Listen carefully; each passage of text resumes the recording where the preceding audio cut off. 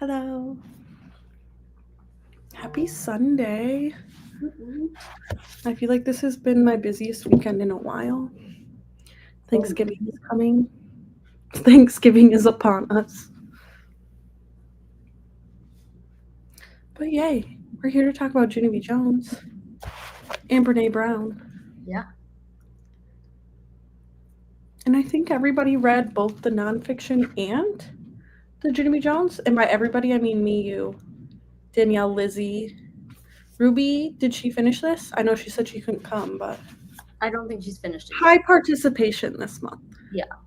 Which is always great. And I think Lizzie caught up on Junie B Jones. So it is time. It is time. And Lizzie is here. Hooray. Do you have anything else to say before we start? No. Okay. What do you want to talk about first? Junie B or nonfiction? Junie B. Okay. We read Junie B Jones is Not a Crook. Yeah, we did. By Miss Barbara Park herself. Let me pull up my notes. What did you rate it? I rated it, surprisingly, maybe. I gave this one 4 stars, which was higher than anything last month. I also gave it 4 stars. Ooh, okay. I was surprised. I thought maybe you wouldn't. It's been a couple of months since. I feel like the reason that I did give it 4 stars, I didn't feel like there was as much like highlightable quotey stuff from this one, or like really super funny. But I liked the message better than some other ones. So in the end, I was really just kind of like, yeah. Yeah, I also liked the message of this one. Yeah. I read 5 Junie B's. Would you like to run us through like the rating catching up? All of them? Sounds like a great morning. Lizzie gave this one 3 stars and Danielle gave it 5. If the one you read this morning. Yeah, like you were probably. Danielle, have you given them all 5 stars so far? Let us know. We assumed last month you weren't here. We assumed that you gave it 5 stars, but yes, okay. We will wait. I'm like, which one would she have been starting with if she read 5? I don't know. Yes, they all have been 5 stars, and the future ones will all be 5 stars. I feel like it's a very objective rating. Yeah, I feel like you have to try to give one 4.5. Okay, I gave Yucky Bucky Fruitcake 4 and all the rest 3. Oh, interesting, and that was easy, but now I have to go remind myself what I gave Yucky Bucky Fruitcake. If she's claiming it as her favorite, essentially. Okay, it wasn't any of the ones. Oh, she said, I started with Yucky Lucky, thought it was funny, and then it got less repetitive, a little repetitive and less funny. She makes the same jokes, or like the same, she does the same like quirky things over and over. I gave Yucky Bucky 3 stars, so do I exactly remember why? Not really. Okay. All right. Should we get into the nitty-gritty of this one? Yeah. Okay, let's once again still try to pull up my notes. Okay, I don't have like a ton, but yeah, I was there. Do you have anything in chapter 1? I do. So do I. Yay. I guess I'll start. Yes, please. She's talking about the mittens. They were on sale, and she says, Grandpa Miller just bought them for no good reason, and that is the bestest reason I ever heard of. Retweet. I highlighted she was being a little rambunctious, and she said, then your mother takes you down from the table, because she was dancing on the table, and carries you to your room for a timeout. The quote I highlighted is, timeouts kill the glee. Yeah. So I liked that. I have another one from chapter 1. She gets to school and she's showing off her mittens, and she says, I showed my mittens to my bestest friend named Grace. Also, I showed them to a variety of strangers. Yep. Get it, girl. You just know that kid that like is talking to anybody, and that kid is Mabel.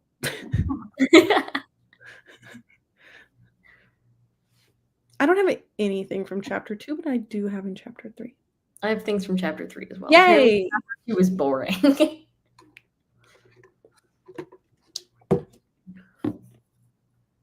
You don't have anything? No, I do. Okay, tell me. Okay. They're playing horses, and Mhm. says, only how can I even be Blackie when I'm already Brownie? I have been Brownie for my whole entire career. Oh, I have that, but it's my notes say it's from chapter 3. Yeah, that's what I said. Good morning, Bailey. Welcome to the show. I'm here. I have the same thing. I thought that was funny. Her career as Brownie. Yeah. You can't just go changing, you know? Yeah. Junie B's need for routine is quite high. It is. Relatable. I do feel like that is something that they keep circling back to, though, is that they do play horses. Yeah. Quite frequently. And she's right. How can she change to Blackie? She is Brownie. Yeah. Period. Do you have anything else from chapter 3? I do not. Okay, chapter 4, just to be clear, we're going to go. Oh, you do? Yeah, I do. Okay. Chapter just to be 3. clear, we're still in chapter 3. Okay, let me get you in the comments. 1 second.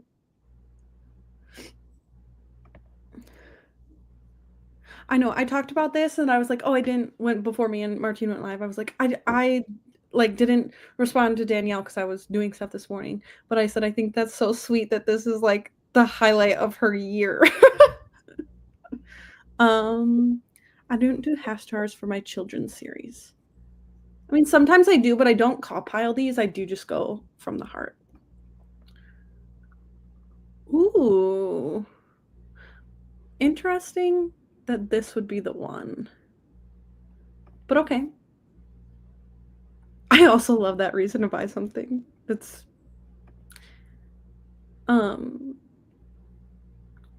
my new therapist was like, "Are you impulsive at all?" And I was like,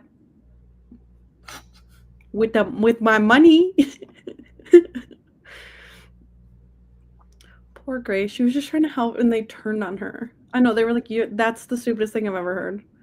I can't just change which horse I am.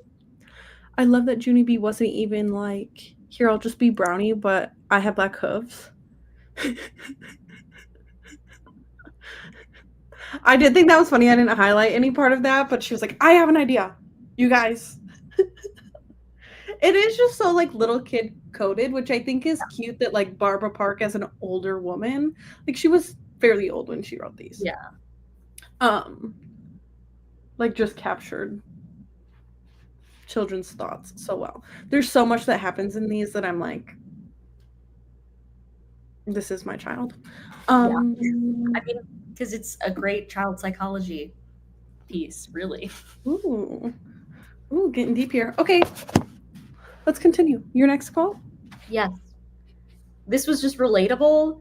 I am going to die from heat perspiration. Yeah. Mm-hmm. Facts, because she's wearing her mittens when it's not cold out, she said. Correct. Okay, chapter 4. We are now emerging into chapter 4. I have one. Okay, go for it. I feel like it was kind of far into the chapter if you had multiple. Okay. She's going through the lost and found box and she really wants that teddy backpack. Mm-hmm. And she says, yeah, I only just remembered something. I used to have a teddy backpack just like that one, maybe. Only then I lost it, probably. That's suspicious. Yeah, I had something, I think it's just before that. Maybe I will take this instead because this teddy backpack will ease my pain, I believe. Yeah, true. And yeah, that was my only one from the. Yeah, facts. Rest in peace, Barbara Park. I can't believe we'll never get any more Junie B. Jones content. Yeah, chapter 5. Right away, I have a quote. Very beginning of chapter 5. Room 9. Okay, tell us. Room 9 is way far away from principal's office. I had to stop at the water fountain, or else I might not make it. I had the same one. Iconic. I'm sure it's so far. My thing is, like, I grew up in smaller communities where, like, our schools were not huge. Mhm. So I'm picturing her in, like, a smaller school being like, "It's just so far." Yeah. And it's really not. Yeah. And then I have one more for the chapter. Okay, I have one, and it's let me read it in my mind first. Oh, yeah, this is me coded, as a kid for sure, and me with pens, because she finds a pen, Yeah. okay? She finds a pen. And here's another thing I am thinking. I'm thinking whoever owned this pen didn't even take good care of it, so I will give it a good home. And so what can be a gooder deed than that? Because no way would I have been losing my pens. Yeah. Yeah, facts. Uh, Whoever had that pen didn't love it enough for yeah. it to be lost. My quote is, "I can gargle very perfect, except I can't keep the water in my actual mouth." Perfect. So silly. Okay, chapter 6. I have quite a few in chapter Me 6. too. Chapter 6 popped off. Yeah. Oh, this was funny to me. She's trying to hide the fact that she has this pen that she probably shouldn't have. Mhm. And it says, "I behaved myself very good because I didn't want to attract tension. That's why. I kept my hand in my pocket so my pen would not fall out." And to me, that's just so, like, so obviously suspicious. Like, she's like, "I'm being so discreet," as she, like, refuses to take her hand out of her pocket. I highlighted the same thing.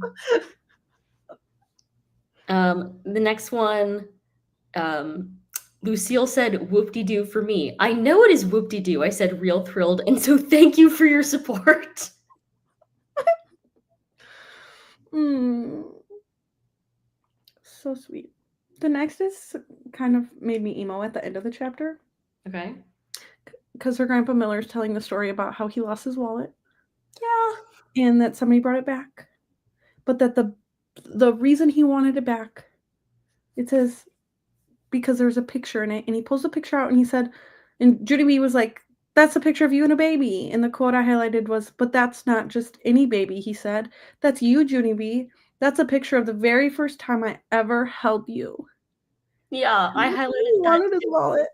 And then, like, right afterwards, he says, "Nicest thing a Yeah, stranger ever did for me, bringing this picture back." that's what I had too. Crying Grandpa in the club. Miller. Yes. Crying in the club. I have no grandpas alive anymore. Well, I have Me Dave's neither. dad. I Oh don't my have any. god. Grandpa. Okay, chapter 7. Yep, I only have one from chapter 7. I bet Uh, it's the same one I have. is it, "And so what do you think that box is there for? My health?" Yes. That was so sarcastic for Junie B. That was a quick-witted one. Really good. Really good. That was a good one. Yay. She's got little legs. It's far from her.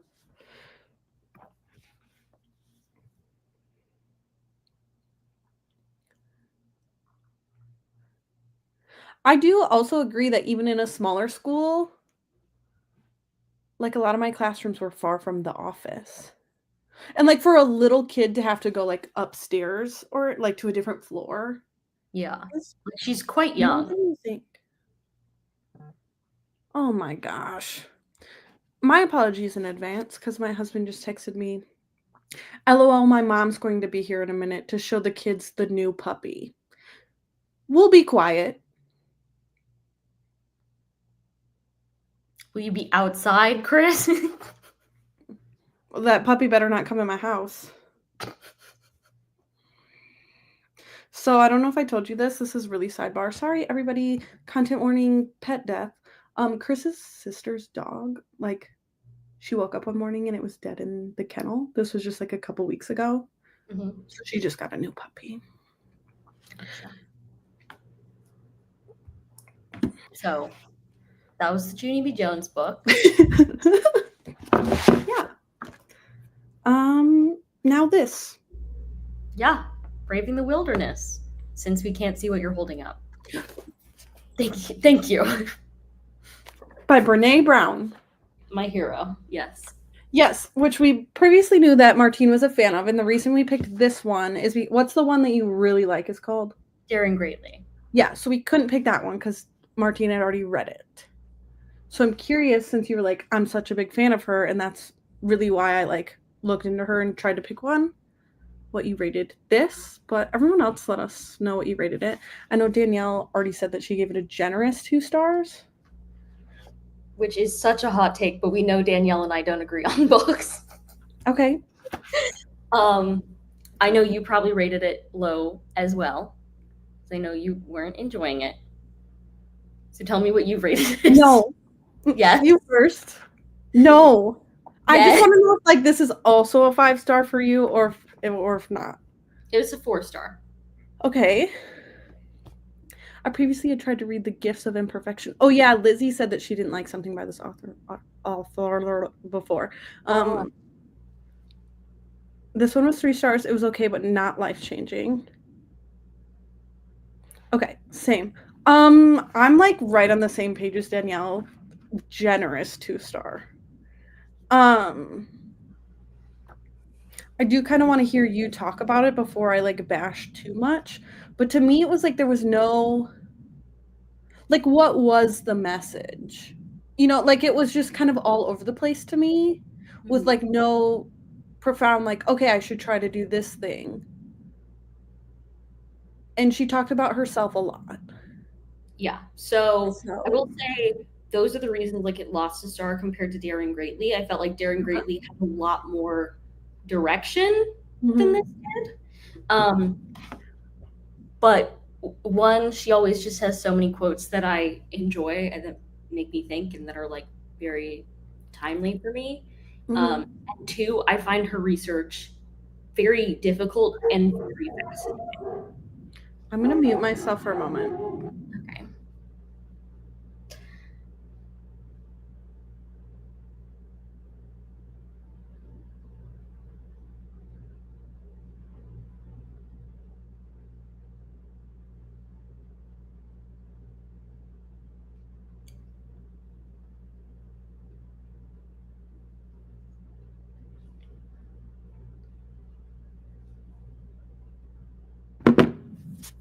I'm irritated. Yep. That's fair. Okay. I'm sorry, please continue. I don't know what to say.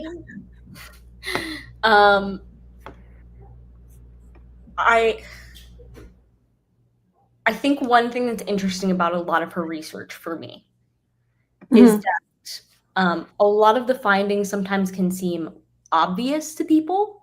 Yeah. Like, you will be happier if you are yourself instead of somebody different. Yeah. That seems very intuitive to some people. But there's a lot in psychology that we think is intuitive that is actually incorrect. And so to find something that is intuitive that is correct is fascinating to know. Like, there's research, good, hard research to back up her claims is really great. And I think I did benefit reading this after Daring Greatly too, because she talks a lot more about her research and even her research process in that. And so I felt like that was a really important knowledge base for me to be able to understand and appreciate the things she was doing in this one. That's what I'm almost wondering, if you liked this so much more because it felt like a good addition to what you've already read by her, where like me and Danielle, it seemed like are both saying that like this seemed like it was just kind of like a nothing burger. Like we didn't really get a lot. Yeah. And like, again, I do feel like she lacked direction in this one compared to the other one. But I just like, I love her work so much. I still am interested to read Daring Greatly. So like this didn't completely turn me off from her, but I don't know. To me, this one, because she even talked about like my editor or like my publisher was pushing me about this book, and where it's just like, I don't want to hear that. Like, to me, it's like, okay, I needed to publish a book, so here's what I put together. Where I feel like some of the earlier ones that like got you popular are the ones that you probably like spent more time on and had like a passionate topic to talk about. To me, this was just like, gotta have a follow-up. Yeah. She even quoted her previous books quite a bit in this one. Mm-hmm. Instead of like writing new stuff. Yeah. I can agree with this also, not the right time. I feel like anything like this can like hit at the right moment or wrong moment. I mentioned that I think like in my personal life lately, I have been doing well at like putting myself out there and like trying to meet people, where it's like some of these messages of like, no, listen, like you can't just meet people online, which I want to talk about also because she did talk about this. Like you would need to go like put yourself in spaces in front of people and like find community in person. That like, again, I didn't feel like that was a message I needed today. But a few years ago, maybe, you know. I do feel like these messages may have impacted me harder had I read this in 2017, but reading this in 2024, it was absolutely not landing. Yeah, again, with just a timing thing. I also, sorry to be this way, feel like it was really hard to follow up the other significant others with like, because I love this so much. Sorry. I wasn't thinking of it in a follow-up way, probably because I've read a lot of books. No, but I think like I don't read like a ton of nonfiction. So for something to be like written like that, I found so readable, and like there was so much that I was like, yes. To then have like, not that these are like, they're not about the exact same thing, but to have this not land almost diminished it more after having like a 5-star. I do like the message that like you can't feel belonging in social situations until you belong to yourself, but I kind of am already there on that message. Traditionally, when I do search for work of this nature, I don't tend to seek authors in her demographic. Not that there's no merit, it's very valuable, but it's not challenging me enough. Interesting. I do think, I'm not sure what specifically you're talking about in terms of demographic, but she is a teacher, which I don't know if I, like that aspect, I don't know if I personally like relate to that, or like just what she does with her work. I'm just thinking of other examples of like memoir type like books that I've really liked. Again, the thing that I come back to over and over about her is like there are not many other people who have the expertise on this topic that she has, is backed in actual scientific methodology. And so it's good to hear from diverse voices, but when you're asking about what the research says about this thing, like, there's only so many people you can go to. Yeah. I do think that this book maybe lacked, this just made me think like maybe lacked the information on like why she personally became interested in the topic, which I'm wondering if some of our other books touch on more. So again, I feel like this probably wasn't the best starting place for the author. Concrete examples from people's lives and her. I felt like there was a chapter, it was like chapter 6 or 7, where it was just like we were getting example that was almost like trauma whiplash of like, I'll find it. If you want more concrete examples, definitely read Daring Greatly. I think it's chapter 6 here, where she talked about Sandy Hook. She talked about the spacecraft that blew up, like, and it was just like one after the other, and about how that like really brought community. Because I think that's the same chapter that it was like a football soccer game that like everybody was doing the same thing together. So it was like examples, but I felt like, I don't know, that's what the whole book should have been, and then diving deeper into all the examples. But for some reason it felt like stuff I didn't want, and then like whiplash of those things. Like I said, like here's a list of examples really quick, where I'm like, no, more please. of like dive deeper into that. Mhm. Yeah, I agree. Something about screaming Justin Bieber songs as a group really does it for you.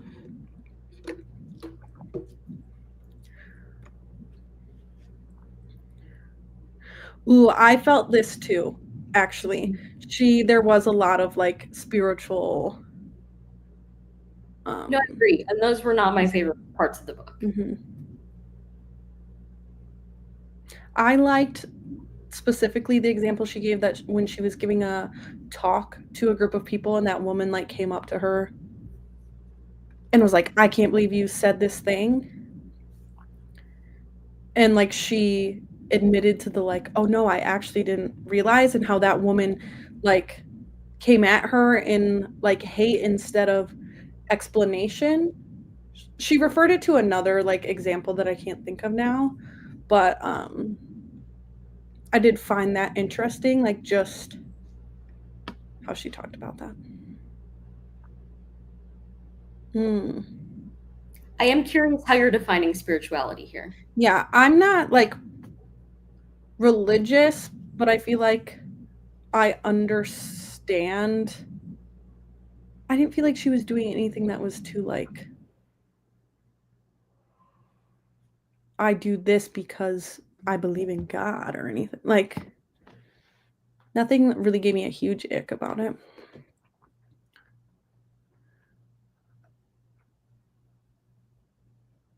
The Yeah. problem is her data is qualitative data. It's not Uh-huh. numbers, it's Right. words. She interviews people, and then you take themes from those interviews and you compile them to get an Right. outcome. So, like, sometimes research that is qualitative doesn't visibly look like research in the same way that if she said, like, 46% of people Yeah. think, No, I think that was in the like examples that she was giving in that chapter. Like I yes. said, that was just like example, example, example, that she was like proving that this is. And also, even a lot of her own personal experiences and personal worldviews have been shaped by the things that she's found in her research. So Mhm. she's making statements about her life in some places. Those are all driven by the data that she's collected. Mhm. I'm sorry I'm being all over the place. I feel like we always are in these a little bit though. Just as I'm thinking of stuff that was said through the book. There was a section where she was talking about like stuff having to be all or nothing, Mhm. and how there was somebody who also spoke to her about like gun ownership, and they immediately were like, you must support this because you support having guns. And she was like, whoa, like Mhm. it's not no guns or anybody and everybody can have them. Like there's a spectrum here. Like, and I do think that that message is something a lot of people need to hear this Yeah. day and age. Like it's not, you don't have to be extremist one way or extremist the other. Like you can have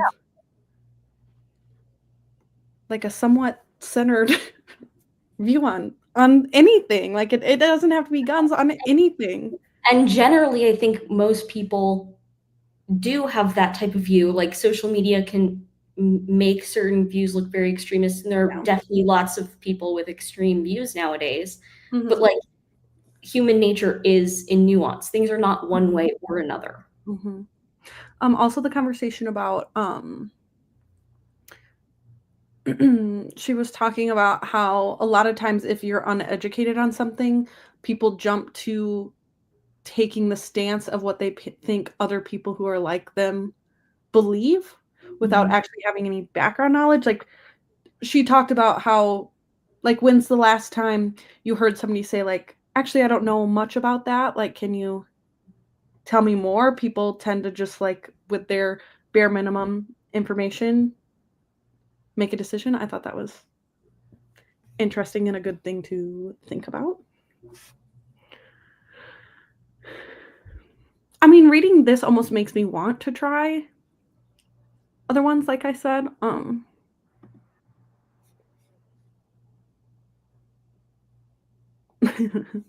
That's also fair. Like it may have just been a really bad time.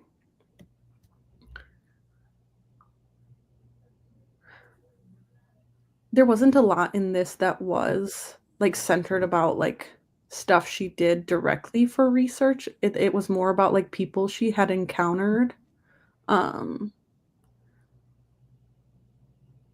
after doing research. I don't know.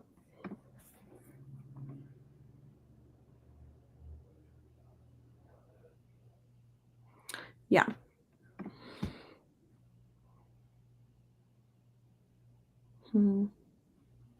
I agree. I think it's also go ahead, Mark. Believe me, I've been treated as less than human this year. Yeah. But at some point, that hatred gets me nothing. And the only way that I'm going to be happy and heal from those things is to be able to realize that, like, people suck sometimes and they make bad decisions. And regardless, they are people too. Yeah. I was going to say that I think like the concept too of like everybody who voted differently than you doesn't necessarily have like the extreme view of the topics that you are hurting you. Yeah. Like they made a decision based on other factors. And that doesn't necessarily mean they hate you. Yeah. Or like your ideas even. And thinking that honestly just drives people further and further to extremes. Like the reason that 2024 is different is because people didn't find common ground in 2017. Yeah. Instead, we viewed people as more and more extreme, and that pushed them into those places. The place that we are now is a direct result of us not doing these things. That just made me think too of she talked about how so much more looking at counties is like landslide voting than it used to be, which means that like people are living nearer to like people. Yeah. I forget, there was like more around that conversation that I'm not like remembering, but I found that part interesting too. Yeah, and doesn't even get into how social media, where we all spend like a lot of our Yeah, time. I wanted to talk more about that because she said a lot about like that, like I feel like makes all of us mad of like you have to see people in person to feel connected. Where I feel like a lot of people who don't have this like big group of online friends would be like, yeah, like I can't just text somebody all the time, like we need to get together. Where I'm like, no. I mean, I do think there's value in there being people around you. Like you have Chris, right? Yeah. And like you just need somebody who can physically be there sometimes. Well, yeah. And some people genuinely don't have that. I agree. And I think like she does downplay the importance of online communities for sure. But I also think like, I mean, one thing that we've all said in our group chat recently is like, we need to meet more people around us. Yeah. Trying. Yeah. So I don't know, like this was not her best work. But I think it has important messages, and I think she did a good job in most places, not having like extreme views presented about those things, like pointing out that there is a line, right? There is always a line. I don't know. I'm like at the right time for you guys. I almost want to say that this could be like a good introduction to her concepts, since it's a short thing. But I don't necessarily think that's true either. I think that the move would have been to just start with her most popular, because it's probably the most popular for a reason. So I'm definitely interested in reading that one still. Yeah. Woo! So next month, Next month, we're reading some more Junie B. Jones. Just 3 Junie B. Jones, no nonfiction. Let me pull it up. We are reading, and then I'll mention the nonfiction for January too. Just December. Junie B. Jones is a party animal. Junie B. Jones is a beauty shop guy, and Junie B. Jones smells something fishy. That's December. And then in January, we're reading the next Junie B. Jones, which is Junie B. Jones is almost a flower girl. And the nonfiction is Keeping Finance Personal by her name. I'm sorry if this is wrong. It's either Elise or like Elsie Fulmore. Elllyce. Fulmore. I wanted to do a personal finance one for this, and I think January is a good time for that. So fun. I'm excited. I hope that I agree with her finance opinions. Or I'm going to be like, throw it in the trash. Don't read it. Yeah, yay. We're like really trucking along through this. I feel like we're getting far because we're done in August of 2025, which will come so fast. Yeah. Okay. Thanks for coming. Thanks for reading. Bye. Love you. Bye. Clickety clack.